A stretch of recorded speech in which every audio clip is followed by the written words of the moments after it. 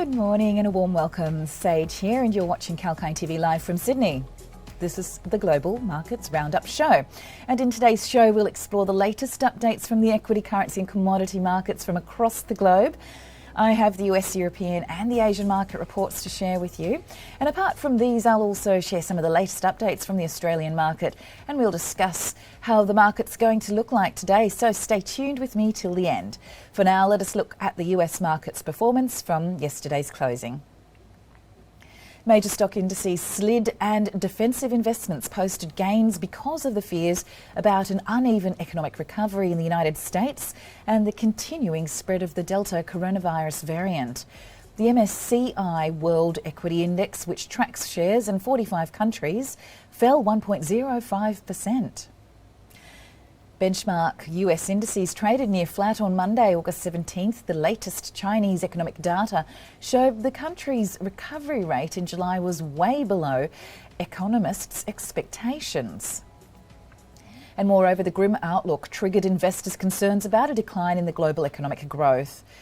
And let us now look at some of the numbers. The S&P 500 was up 0.26%, the Dow Jones rose 0.31%, the Nasdaq Composite fell 0.20%, and the small cap Russell 2000 was down as well, 0.89%. And now we'll take a look at the news from China in detail. The pace of China's factory output and retail sales dropped noticeably in July because of the fresh Delta virus concerns, according to the country's National Bureau of Statistics. The US markets were also keeping an eye on the Federal Reserve's plans on monetary policy. The central bank is expected to cut back on stimuli if the economic recovery stays on track in the next 3 months. In addition, it is also likely to stop its asset buying program through the first half of the next year. And coming back to the markets, the economy-linked stock segments saw modest gains in Monday's session.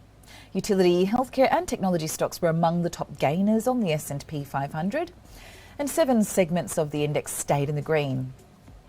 Energy and consumer discretionary stocks were the laggards, and the shares of the EV maker Tesla fell 4.34% in the intraday trading. US auto safety regulators launched a formal probe into the EV maker's autopilot feature after incidents of several vehicle crashes. The inspectors are expected to check around 765,000 vehicles manufactured since 2014. Let's take a look at the bond market now. And the 30-year Treasury bond yields were down 0.93% and the 10-year bond yields declined 2.21%. The US dollar futures index increased by 0.13%. So this is how the US market performed. It is time for a short break, but after the break we'll take a look at the stock markets in the European and the Asian sectors. So please stay tuned to 𝐾𝐿𝐴 TV.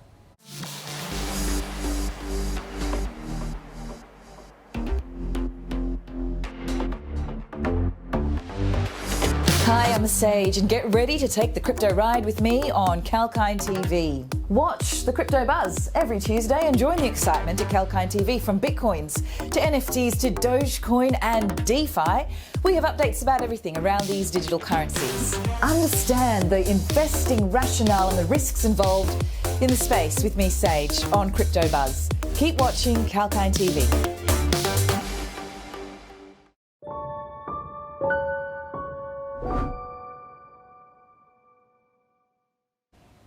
Welcome back, I'm Sage and you are watching 𝐾𝐿𝐴 TV live from Sydney, and this is the Global Markets Roundup Show.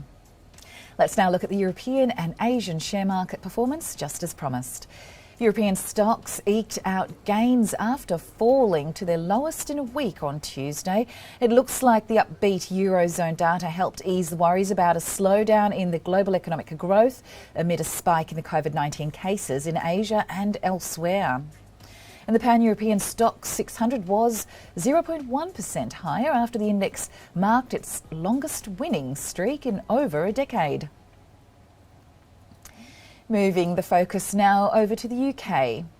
And the London markets traded on a mixed note after the release of encouraging UK unemployment data. According to the Office for National Statistics, the UK unemployment rate had dropped to 4.7% for the 3 months ended June 2021. It is a decrease of around 20 basis points from the previous quarter. And now a quick glance on the German market. The German bond yields were flat on Tuesday after tracking moves in the US Treasuries after mixed US economic data.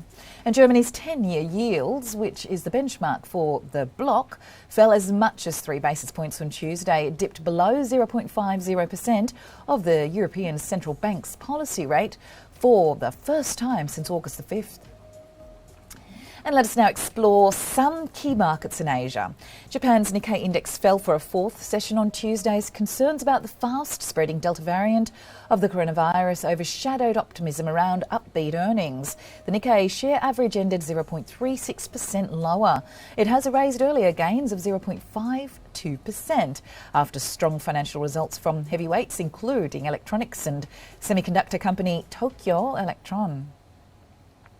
And moving on now to the next. Chinese shares fell the most in 3 weeks on Tuesday as a gloomy economic outlook weighed on the consumer and cyclical stocks, while the fresh regulatory tightening hit the tech players. And the blue chip CSI 300 index dropped 2.1%, while the Shanghai Composite Index lost 2%. Both indexes had their worst day since July 27th.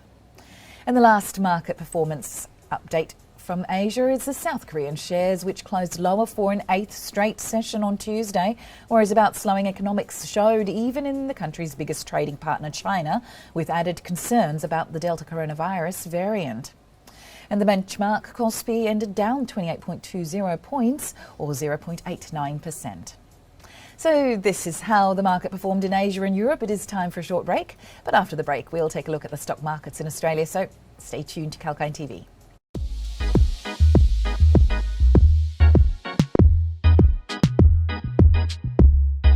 Hi there, James Preston for 𝐊𝐴N TV.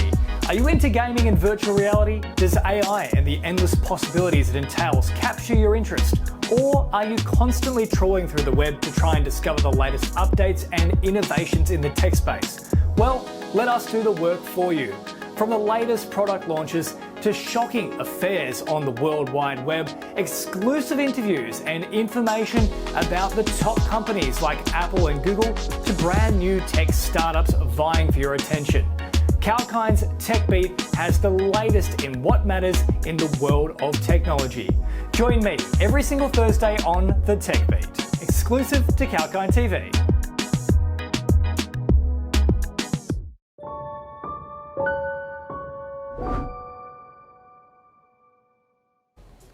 Welcome back. Thanks for joining us. I'm Sage and you're watching 𝐊𝐴N TV live from Sydney. And this is the Global Markets Roundup show. Let's now take a look at the Australian share market performance. The local share price index futures fell 0.5%, a 102.0 point discount to the underlying S&P ASX 200 index close. The benchmark fell 0.9% to 7,511 points on Tuesday. Today, the market would trade weak, weighed by a fall in commodity prices, which may exert pressure on the domestic miners. Amcor, Coles Group, CSL, Nearmap, Oz Minerals, Super Retail, Tabcorp, Webjet and Woodside are going to be announcing their earnings today, being Wednesday. And the fresh coronavirus lockdowns weighed on the crude oil. In addition, belief among the OPEC and its allies that the market does not need further supply of oil exerted pressure on the commodity. While the Brent crude settled down 0.7% and the West Texas Intermediate closed down 1% lower. The energy stocks such as Woodside Petroleum and Santos would trade lower on Wednesday, and following several days of gains, gold prices fell on Tuesday. And the spot gold dropped 0.14% and the US gold futures finished 0.1% lower as well. ASX-listed gold stocks such as St Barbara and Newcrest Mining could trade lower on Wednesday. And lastly, the most traded coking coal futures on the Dalian Commodity Exchange for January delivery was down as much as 3%, and the benchmark iron ore futures fell 1.6%. On Tuesday, 3-month aluminium on the London Metal Exchange fell 0.2%. And thank you for your company on that report. Please stay tuned with 𝐊𝐴N TV. However, that is all for now. We'll be back with more of the news on the markets, economies and diverse themes and sectors. Sage signing off.